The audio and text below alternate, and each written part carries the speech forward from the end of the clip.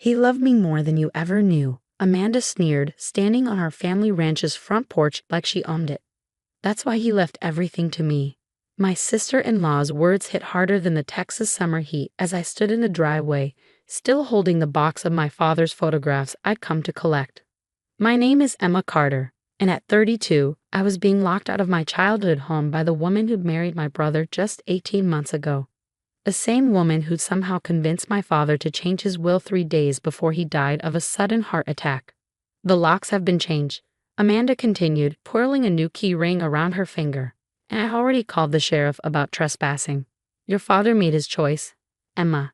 He chose me. I gripped the photo box tighter, my knuckles turning white. Inside were pictures spanning 30 years of ranch life, cattle drives, horse training, family dinners, memories Amanda couldn't possibly understand after her brief time here. Yet somehow, she'd managed to sink her claws into everything my family had built. My father was sick, Amanda. He wasn't thinking clearly in those final days. I kept my voice steady, though inside I was screaming. This ranch has been in my family for 4 generations. She laughed, the sound brittle and sharp. And now it's in mine. Your brother signed off on everything too. Face it, Emma, you're not wanted here anymore. My brother David. The thought of him brought a fresh wave of pain. He'd always been easily influenced, but I never thought he'd turn against me like this. After Amanda came into his life, he changed, becoming distant, defensive. Now he wouldn't even take my calls. Where is David? I asked, scanning the property for his truck. Business trip in Houston. Amanda replied with a dismissive wave. Not that it matters. He agrees with me, you need to move on. Find your own life instead of clinging to Daddy's legacy. Clinging to Daddy's legacy. The words stung because they couldn't be further from the truth. I'd spent the last 10 years building my own veterinary practice in Austin, coming home on weekends to help with the ranch. Every fence post, every cattle head, every acre of this land was as much a part of me as my own heartbeat. I set the photo box down and pulled out my phone, scrolling to a picture I'd discovered just yesterday while cleaning out Dad's study. It showed Amanda sitting at Dad's desk, leaning over some papers, taken just days before he died. What she didn't know was that I found something else too. Something that would change everything. You know, Amanda, I said, keeping my voice calm, it's interesting how quickly you moved in after Dad's death. Almost like you were expecting it. Her smile faltered for just a second. What's that supposed to mean? Nothing, I replied, picking up the box again. Just thinking out loud. By the way, how's your brother Marcus doing these days? The color drained from her face. What does my brother have to do with anything? I smiled, remembering the conversation I'd had with Dad's doctor yesterday. Like I said, just thinking out loud. I'll be going now, but don't get too comfortable. Things have a way of coming to light. Is that a threat? Amanda called after me as I walked back to my truck, because I have the law on my side. I placed the box carefully in the passenger seat and turned back to her. No threat, Amanda. Just a promise. Dad always said the truth was like cream. It rises to the top eventually. As I drove away, I could see her still standing on the porch, her confident pose slightly shaken.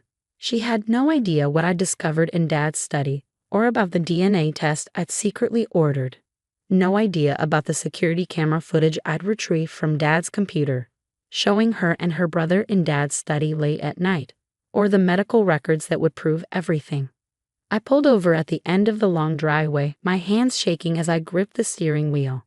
The ranch stretched out behind me, the afternoon sun catching on the metal roof of the barn where I'd learned to ride my first horse, where Dad had taught me everything about animal care, inadvertently setting me on the path to becoming a veterinarian. My phone buzzed, a text from Dr. Martinez, Dad's physician. Lab results tomorrow. Come by first thing. I took a deep breath, steadying myself. Amanda thought she had won, thought she'd successfully stolen everything my family had built, but she didn't know what was coming. The DNA test would only be the beginning. I pulled out the other photo I found in Dad's study, the one I hadn't told anyone about yet. It showed Amanda's brother Marcus at a pharmacy counter 3 weeks before Dad's death. The timestamp matched exactly with Dad's prescription records that showed some very suspicious changes in his medication. Just wait, Dad, I whispered, touching the silver horseshoe pendant he'd given me on my 16th birthday. I'll make this right. As I drove toward town, my mind was already forming a plan. Amanda might have the ranch for now, might think she's won, but I had something more powerful on my side: the truth. And tomorrow, when the DNA test results arrived, everyone would finally see what kind of person she really was. The setting sun cast long shadows across the familiar roads as I headed to my small apartment in town. Tomorrow couldn't come soon enough, but for now, I had work to do. Dad had taught me that patience was the key to handling spooked horses. Turns out it's also the key to handling spooked humans who think they've gotten away with the perfect crime. I pulled into my parking spot, the photo box secured beside me, and smiled. Amanda had no idea what was coming, but she'd learned soon enough that some things are thicker than water, like justice, truth, and the bond between a father and his real daughter. The game was just beginning, and I intended to play it all the way through. After all, I was Tom Carter's daughter, and if there's one thing he taught me, it was how to fight for what's right. Tomorrow the real battle would begin. The morning sun had barely touched the hospital windows when I walked into Dr. Martinez's office. My heart pounded as I clutched the manila envelope he handed me, containing the DNA test results that could change everything. "You were right to be suspicious, Emma," Dr. Martinez said, his usually cheerful face serious. "The genetic analysis shows no familial relationship between your father and Amanda's baby. She's been lying about the pregnancy being your father's." I sank into the chair, letting out a breath I felt like I'd been holding for weeks. Amanda had announced her supposed pregnancy with my father's child just 2 days before his death, using it as leverage to manipulate him into changing his will. The timing had always seemed too convenient. "There's more," Dr. Martinez continued, pulling out another file. "I've reviewed your father's toxicology reports from his final days. The levels of his heart medication were far higher than what I prescribed. Someone was tampering with his dosage." My hands trembled as I opened the second file. I found security footage of Amanda's brother Marcus at the pharmacy where Dad's prescriptions were filled, and photos of both of them in Dad's study late at night. Dr. Martinez's eyes widened. "Emma, this is serious. We need to take this to the authorities." "I already have." I pulled out my phone, showing him the email from Detective Sarah Morgan. "I met with her yesterday. She's building a case, but we needed these test results to proceed." Just then, my phone buzzed with a text from David. "Emma, we need to talk. Meet me at the diner in 20 minutes. I showed Dr. Martinez the message. "My brother's finally ready to listen. Mind if I take these files with me?" He nodded, his expression sympathetic. "Be careful, Emma. People can be dangerous when cornered." The Bell's Diner was quiet this early, just a few regulars nursing their coffee. David sat in our usual booth, looking tired and uncertain.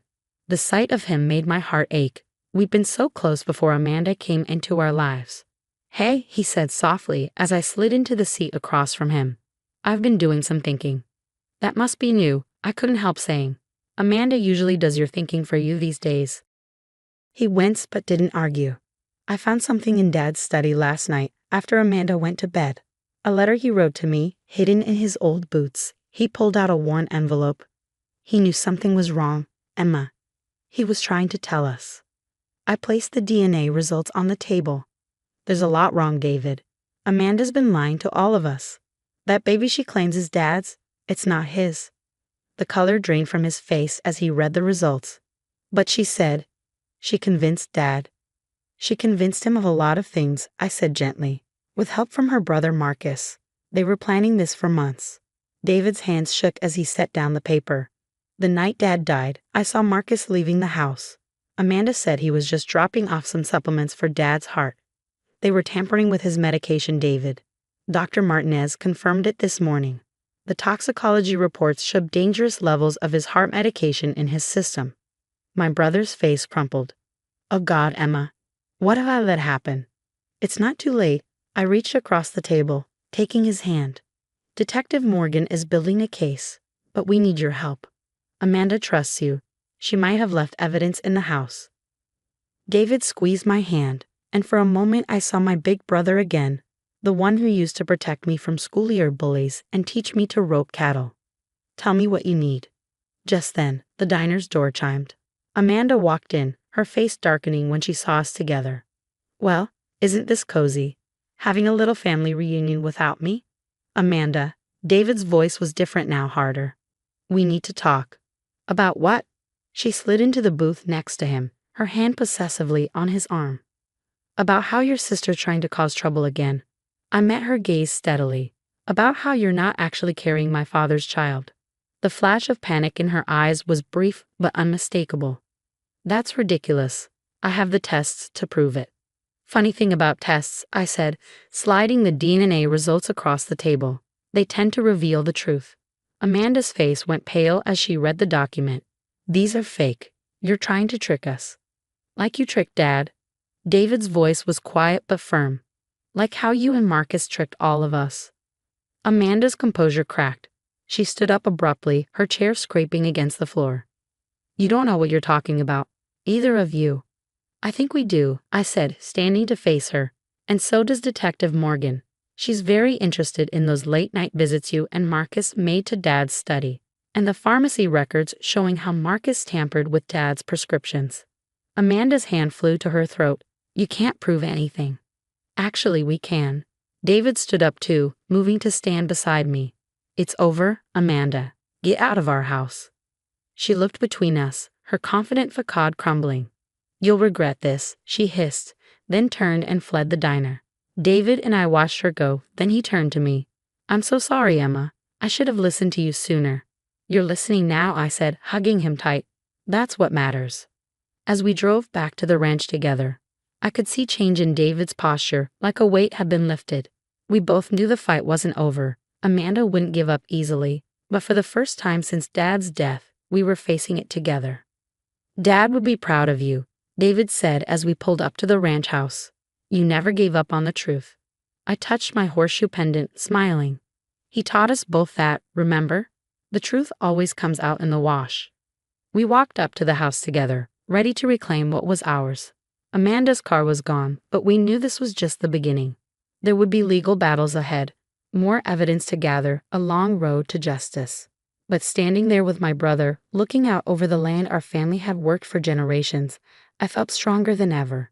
The ranch would be ours again, and this time, we'd protect it together. The next phase of the battle was about to begin, and this time, we were ready. The courtroom was silent as Detective Morgan presented the evidence. Security footage, pharmacy records, and finally, the DNA test results flashed across the screen. Amanda sat at the defendant's table, her confident smirk replaced by a pale, tight-lipped expression. Her brother Marcus slouched beside her, refusing to meet anyone's eye. 3 months had passed since that morning at the diner, and everything had finally come to light. The investigation had uncovered more than we'd initially suspected. Not only had Amanda and Marcus tampered with Dad's medication, but they also forged documents, manipulated his bank accounts, and orchestrated an elaborate scheme to steal our family's legacy. Your Honor, Detective Morgan concluded, the evidence clearly shows that Amanda Carter and Marcus Wheeler conspired to manipulate Thomas Carter during his final days, ultimately contributing to his death through medication tampering. I sat between David and our lawyer, gripping my horseshoe pendant. The past months had been challenging, but watching Amanda's carefully constructed lies unravel made it worth every difficult moment. The prosecution calls Emma Carter to the stand. Walking to the witness box, I caught Amanda's venomous glare. But this time, her attempts at intimidation had no effect. I was stronger now, supported by truth and family. Ms. Carter, our lawyer began, please tell the court about the changes you noticed in your father's behavior during his final weeks. I took a deep breath, my voice steady. Dad became confused, forgetful. He'd forget conversations we just had, sign documents without reading them. It wasn't like him at all. Now we know why. His medication was being altered, making him vulnerable to manipulation. The evidence was irrefutable. The security cameras Dad had installed years ago had captured Amanda and Marcus switching his heart medication, their late-night meetings in his study, and their frantic attempts to cover their tracks after his death. And the pregnancy claim? Our lawyer prompted. Amanda used it to pressure my father into changing his will. She claimed she was carrying his child, but the DNA results proved that was a lie. She manipulated a dying man's desire for another chance at family. The judge's gavel crashed down as Amanda's lawyer attempted to object. The evidence spoke for itself. By day's end, the verdict was clear. Amanda and Marcus were both found guilty of fraud, conspiracy, and criminal negligence leading to death. I hope you're happy, Amanda spat as the officers led her away. You've ruined everything. No, Amanda, I replied calmly. You did that yourself. Outside the courthouse, David wrapped me in a tight hug. We did it, sis. Dad would be proud. He'd be prouder of you, I said, pulling back to look at my brother. It took courage to admit you were wrong and stand up to Amanda. David smiled sadly. I just wish I'd seen through her sooner. Maybe Dad would still be. Hey, I squeezed his hand. Dad knew we'd figure it out. That's why he left all those clues. He trusted us to uncover the truth. A week later, we stood on the ranch's front porch, watching the sunset paint the sky in brilliant oranges and pinks. The property was officially ours again. All legal documents were restored to their original state. Remember when Dad used to say this was the best view in Texas? David leaned against the railing, his face peaceful for the first time in months. Second best, I corrected, smiling. The best view was from the south pasture, watching the horses run. As if on cue, a group of horses galloped across the distant field, their movements graceful and free. Dad's prize stallion, Thunder, led the group, his dark coat gleaming in the fading light. I've been thinking, David said, turning to face me. You should move back to the ranch. Your veterinary practice could really thrive here. The neighboring ranches have been asking about you. I touched my pendant, considering his words. What about you? I'll stay too. We can run this place together, the way Dad always wanted. Besides, he grinned, someone needs to keep you out of trouble. Pretty sure it's the other way around, I laughed, punching his arm playfully. That evening, as I unpacked boxes in my old bedroom, I found Dad's journal. Inside on the last page was a message he'd written just days before his death. My dear Emma and David, trust your instincts, trust each other. The truth has a way of surfacing like a strong horse swimming against the current. You two are stronger together than any force trying to tear you apart. Take care of each other and take care of our legacy. Love, Dad. I wiped away tears as David appeared in the doorway. Found something. Wordlessly, I handed him the journal. As he read, a soft smile spread across his face. He knew, David said quietly, he knew we'd find our way back to each other. Standing there in our childhood home, surrounded by memories and the promise of new beginnings, I felt Dad's presence stronger than ever. Amanda had tried to steal our legacy, but she never understood what that legacy truly meant. It wasn't just about the land or the ranch. It was about family, truth, and the bonds that couldn't be broken. The ranch was alive again, filled with the sounds of horses, the scent of hay, and the warmth of home. Dad's spirit lived on in every corner, every fence post, every sunrise over the Texas hills. And now, with David by my side, we would honor his memory by building something even stronger than before.